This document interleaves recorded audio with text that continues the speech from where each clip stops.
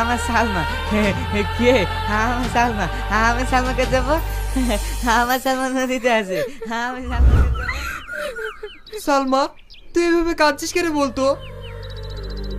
আব্বা, ও শাহিন শুধুই আমার। ও আমাকে ভালোবেসে পাগল হয়ে গেছে। আর সেই শাহিন আমাকে চিনতে পারলো নাই।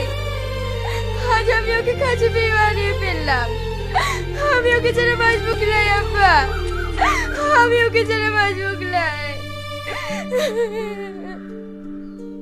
এইভাবে কাঁদলে তুই আর শাইনকে ফিরে পাবি বল? তুই যদি ওকে সত্যি ভালোবেসে থাকিস, দেখবি একদিন না একদিন ঠিকই তুই ওকে ফিরে পাবি।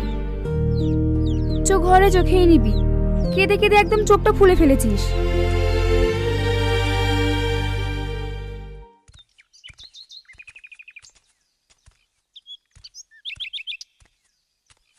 দিদিমা, তুই কাঁদছিস কেনে?